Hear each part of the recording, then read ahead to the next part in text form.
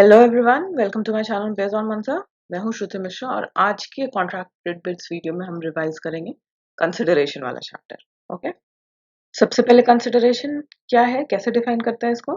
तो Indian contract act के section 2 clause D के हिसाब से कंसिडरेशन क्या हो सकता है, एक एक्ट हो सकता है या एब्स्टिनेंस, आपको कुछ जो करना है या नहीं करना। लेकिन ये एक्ट और एब्स्टिनेंस किसके हिसाब से होना चाहिए, प्रोमिसर के हिसाब से होगा।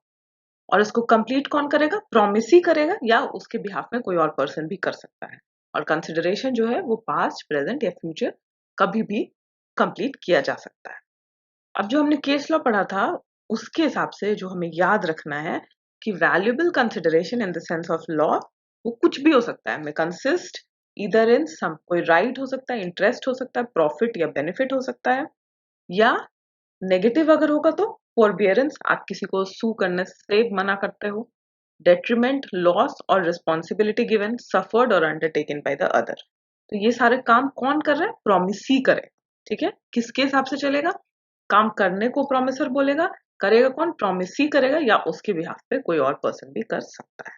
तो इस केस लॉ को याद रखना और यहाँ पे जो सेंटेंस दिया गया उसको आप प्लीज याद रखिए एग्जाम में लिखने के लिए।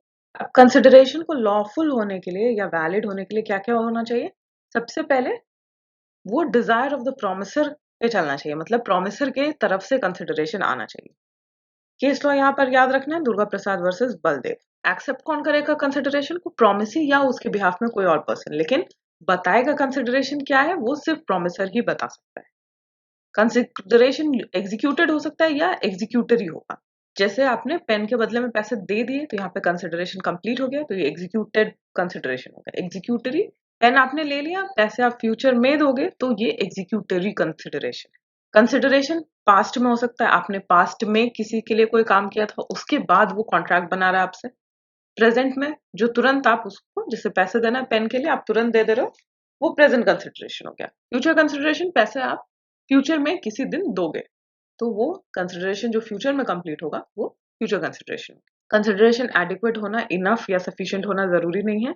अगर पेन मेरा 20 रुपीज कॉस्ट का है तो मैं चाहूँ, अगर मैं प्रोमिसर हूँ तो मैं चाहूँ तो उसको 1 रुपी पे भी बेच सकता हूँ और उसको 30 रुपीज पे भी बेच सकता हूँ, लेकिन कंसिडरेशन वहां पर होना जरूरी है।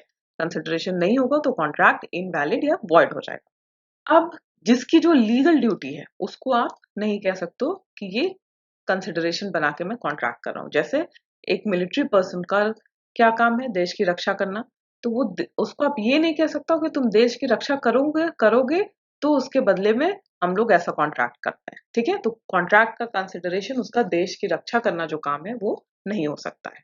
ठीक है, तो आपकी जो भी ड्यूटी है डेली लाइफ में, जो आपकी ड्यूटी है, जो आपको लीगली करना ही है, उस चीज को कंसिडरेशन नहीं बनाया जा सकता। रियल होना चाहिए, इल्यूजनरी नहीं होना चाहिए। जैसे कि कोई आपको बोले कि मैं भगवान से बात करवा दूंगा, ब्लैक मैजिक करके तुम्हारी तबीयत ठीक कर दूंगा, कोई सोने का खजाना खोज के दे दूंगा, तो इस तरह का कंसिडरेशन नहीं हो सकता। जो प्रैक्टिकली रियली पॉसिबल है सिर्फ वही कंसिडरेशन वैलिड हो।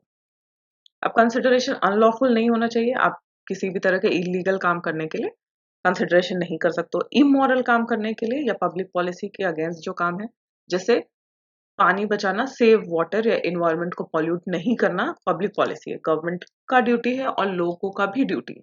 तो आप ऐसा कॉन्ट्रैक्ट नहीं कर सकते हो कि इतने 1000 लीटर पानी से हम लोग होली खेलेंगे या मैं तुमको होली खेल पाऊंगा। ठीक है, तो पानी का बर्बादी हो रहा है यहाँ पे, तो ये कंसिडरेशन जो है वो इलीगल हो जाएगा। अब हमने प्रिविटी ऑफ कॉन्ट्रैक्ट को डिस्कस किया था, जहां पर कॉन्ट्रैक्ट में जो थर्ड पार्टी है वो कभी भी सू नहीं कर सकता। ठीक है, जो पार्टीज इन्वॉल्व हैं, जितने भी नंबर ऑफ पार्टीज हो, 1 2 10 15 20, वही सब आपस में एक दूसरे को सू कर सकते हैं। लेकिन एक जो आउटसाइडर है, कॉन्ट्रैक्ट का स्ट्रेंजर है, अजनबी है कॉन्ट्रैक्ट के लिए, वो कभी भी कॉन्ट्रैक्ट पे सू नहीं कर सकता। अब ये जो doctrine of privity of contract है कि कॉन्ट्रैक्ट पे थर्ड पर्सन जो कॉन्ट्रैक्ट का पार्टी नहीं है वो सू नहीं कर सकता, इसके कुछ एक्सेप्शन हमने पढ़े थे। ठीक है, अब कौन कौन से लोग जो थर्ड पार्टी होकर भी कॉन्ट्रैक्ट पे सू कर सकते हैं, उसमें सबसे पहले आता है ट्रस्ट के केस में बेनिफिशियरी। ट्रस्ट बना के उसका बेनिफिट जिस पर्सन को मिल रहा है, वो अगर पर्सन को बेनिफिट नहीं मिल रहा है तो वो सू कर सकता है। फैमिली सेटलमेंट में, जिसके लिए फैमिली सेटलमेंट बनाया गया था, जिसको फैमिली सेटलमेंट का फायदा मिलना था, उस पार्टी को फायदा नहीं मिल रहा है तो वो थर्ड पार्टी होकर भी कॉन्ट्रैक्ट पे सू कर सकता है। लेकिन फैमिली सेटलमेंट जो है वो हमेशा इन राइटिंग होना चाहिए, ओरल नहीं हो सकता। मैरिज के कॉन्ट्रैक्ट्स में भी जिस पार्टी को फायदा पहुंचना था वो पार्टी को फायदा अगर नहीं मिल रहा है तो वो कॉन्ट्रैक्ट पे सू कर सकता है थर्ड पार्टी होकर भी। जहां पे कॉन्ट्रैक्ट के अंदर अब अपना राइट्स किसी दूसरे को ट्रांसफर कर रहे हैं, ठीक है, जिसको हम असाइनमेंट ऑफ राइट्स कहते हैं, तो वो राइट्स की वजह से जिसको बेनिफिट मिल रहा है उस कॉन्ट्रैक्ट में भी जिसको बेनिफिट मिल रहा है वो कॉन्ट्रैक्ट को कंप्लीट करवाने के लिए सू कर सकता है। अब जहां पर एक्नॉलेजमेंट या एस्टॉपल है, जहां पे कॉन्ट्रैक्ट बनाने के पहले ही आपने एक्नॉलेज किया था कि हाँ मैं ऐसा हूं या मैं ऐसा करूंगा, वो कॉन्ट्रैक्ट बनाने के बाद आप मना नहीं कर सकते, और अगर आप मना कर रहे हो तो थर्ड पार्टी आपको सू कर सकता है। कॉवेनेंट रनिंग विथ लैंड हम लोगों ने बहुत डिटेल में डिस्कस किया था। जब लैंड के साथ कोई कंडीशन अटैच्ड है और उसके बाद उसको बेचा जा रहा है तो खरीदने वाले को उस कंडीशन को फुलफिल करना है, और जो ये कंडीशन जिसके लिए बनाया गया है, जिसके फायदे के लिए बनाया गया है, वो पर्सन देखता है कि कंडीशन को पूरा नहीं किया जा रहा है तो वो इस कॉन्ट्रैक्ट में सू कर सकता है थर्ड पार्टी होकर भी। अब एजेंट्स के द्वारा जो कॉन्ट्रैक्ट बनाया जाता है, ठीक है, एजेंट ने प्रिंसिपल के बिहाफ पे एजेंट ने जाकर कॉन्ट्रैक्ट किया तो प्रिंसिपल उसका थर्ड पार्टी होकर भी कॉन्ट्रैक्ट पे सू कर सकता है, क्योंकि मेन वहां पर पार्टी कौन बन जाता है, प्रिंसिपल ही बन जाता है। एजेंट जो है वो प्रिंसिपल के बदले में कोई काम कर रहा था, ये कॉन्ट्रैक्ट में एंटर कर रहा था। जनरली ऐसा कॉन्ट्रैक्ट जिसमें कंसिडरेशन नहीं है वो वॉइड हो जाता है, लेकिन कुछ एक्सेप्शंस हैं जहां पे कॉन्ट्रैक्ट में अगर कंसिडरेशन नहीं है फिर भी वो वैलिड होगा। जैसे नेचुरल लव एंड अफेक्शन से बनाया गया कॉन्ट्रैक्ट, हस्बैंड ने वाइफ को प्रॉमिस किया कि मैं तुम्हें इतने पैसे हर महीने दूंगा, ठीक है, ये प्रॉमिस वैलिड होगा, ये कॉन्ट्रैक्ट वैलिड हो जाएगा, क्योंकि हस्बैंड वाइफ में लव एंड अफेक्शन का रिलेशनशिप होता है, और अगर हस्बैंड वाइफ को पैसे नहीं दे रहा है जितना उसने बोला था तो वाइफ उसको सू कर सकती है और अपने पैसे ले सकती है। Compensation for past voluntary services, ये मैंने आपको बताया था कि अगर कोई आपकी हेल्प करता है, आपने हेल्प मांगा नहीं था, वो खुद से आकर हेल्प करता है और तब आप उसको प्रॉमिस करते हो कि तुमने मेरा इतना हेल्प किया था तो मैं तुम्हारे लिए ऐसा ऐसा काम करूंगा, और आप अपना प्रॉमिस पूरा नहीं करते हो तो वो पर्सन आकर कंसिडरेशन नहीं होते हुए भी कॉन्ट्रैक्ट पे आपको सू कर सकता है, वो कॉन्ट्रैक्ट वैलिड होगा। टाइम बार्ड डेट है, जो डेट को अब लीगली आपको भरपाई करने की, वापस करने की जरूरत नहीं है, लेकिन फिर भी आप प्रॉमिस करते हो सामने वाले को जिससे आपने लोन लिया था कि मैं इसको इतने दिन में पूरा कर दूंगा, तो सामने वाला आपको आकर सू कर सकता है अगर आप प्रॉमिस को पूरा नहीं करते हो तो। एजेंसी, प्रिंसिपल एजेंट का जो कॉन्ट्रैक्ट होता है, जब एजेंट रखने के लिए प्रिंसिपल कॉन्ट्रैक्ट बनाता है तो वहां पे कंसिडरेशन की जरूरत नहीं होती है। किसी को आप गिफ्ट देते हो वहां पर भी उस कॉन्ट्रैक्ट में कंसिडरेशन की जरूरत नहीं होती है।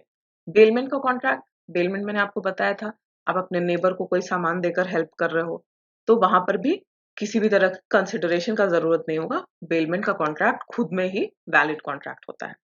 चैरिटी के लिए, दान देने के लिए किसी इंस्टीट्यूशन को, किसी ओल्ड एज होम को, ठीक है, आप प्रॉमिस कर रहे हो कि मैं इतने तारीख को इतना इतना दान दूंगा, लेकिन आप नहीं देते हो तो वो ओल्ड एज होम आकर आपके अगेंस्ट में केस कर सकता है और बोल सकता है कि आपने प्रॉमिस किया था और अब आपको देना पड़ेगा। तो ये सब जो कॉन्ट्रैक्ट्स है वो वैलिड कॉन्ट्रैक्ट्स हो। कंसिडरेशन के चैप्टर में आपको इतना ही जानना था, ठीक है, यही सारी चीजें आपको याद रखनी है एग्जाम के लिए। तो वीडियो को अच्छे से समझने के बाद इसको लाइक कीजिए, अपने फ्रेंड्स के साथ भी शेयर कीजिए और चैनल को सब्सक्राइब कीजिए। Thank you.